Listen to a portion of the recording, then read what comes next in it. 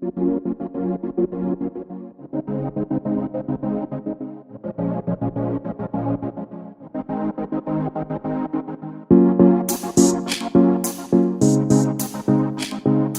after college, I went to university in New York at NYU, and I was actually studying maths there. So I didn't really have plans of becoming a musician in the beginning, but I was doing it on the side. I was playing shows in New York. I put out this video of Raat Razi actually, which is a song I put out in 2013. But before I officially released the song, I put up, I recorded it at my apartment in New York, very DIY, just on an iPhone that I had that time, and put it out. It got some attention in the Indian indie scene, and I started getting just offers for gigs.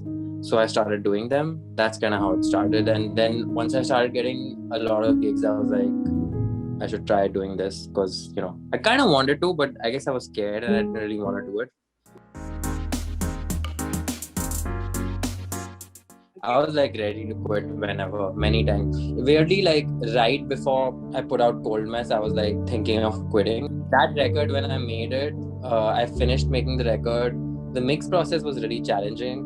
And it's just, I had a lot of confusion. I was going through a lot, like personally, even professionally, like with my manager at that time. Just like still not making enough money to, like it was fine, but it was not like, I was like, I've done this for like 5-6 years now, and I'm still struggling in many aspects. So it just all led to this thing coming together and being like, screw this, I'm going to just shelf this record and keep it and like figure it out. Yeah, and then like some things changed around, and like this label deal I was trying to basically get to fund the record and put it out, that happened. And it happened, and then after that, I didn't have that really was like the turning point. Like after Cold Mess came out, it really like opened a lot of doors.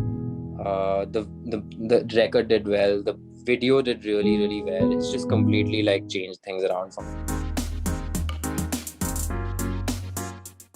I never really thought of myself as a singer, and I never really put a lot of effort or thought into how I was singing or what I was singing. Really, for me, it was always about the creative process of making the song. That's what really excited me and got me doing this stuff.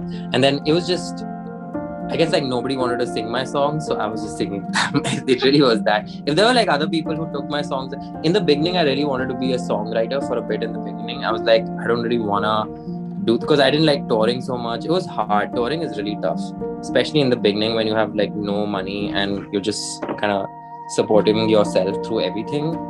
And I felt like I should just write songs for other people. And I tried that actually. I went to LA for a couple of months and tried to do songwriting and write songs for other people, but nobody wanted it just never worked out. It's a hard, professional songwriters are like way better than me. They're just way better.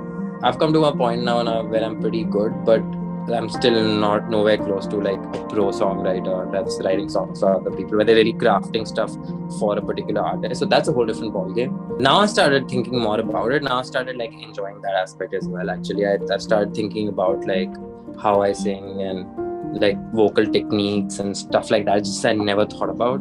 Like for the first time in the past couple of years, I've started thinking about that and trying to work on that more. So the next record, hopefully will be a better vocal performance. Yeah, so that has been challenging over the past couple of years, because once you become, successful, then you start thinking about that stuff, that, are my existing fans going to like it? Are they going to like not like it? And that was a journey in itself, in terms of me being like, but at the same time it's conflicting, because I also wanted to stick to doing what I do and being true to myself and being authentic.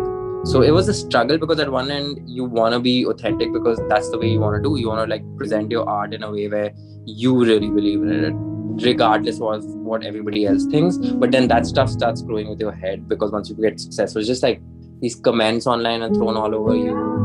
and people are telling you all around you, oh, what are you going to do next? Oh, you're writing too many love songs, or you're not writing enough love songs, or you haven't written about this, or why shouldn't you write about this? Why do you sing like that?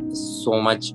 It's just people analyzing you all the time, and it really gets to you. And I'm still dealing with that, but I think I'm at the tail end of that process where I'm finally like, screw everybody else. I'm gonna do what I do and see what happens. We tend to bracket everything to do with Bollywood into one little basket, but it's really up to you how you want to operate within it. It's changed a lot now. Playback singing is something I don't enjoy. I did it once just to try it out, and I hated it because playback singing is really like, it's just you're not taking the creative call. No judgment or offense to playback singers. People enjoy that, just the process of singing, and I can see that being a really challenging and exciting way to work and execute a voice basically as a skill.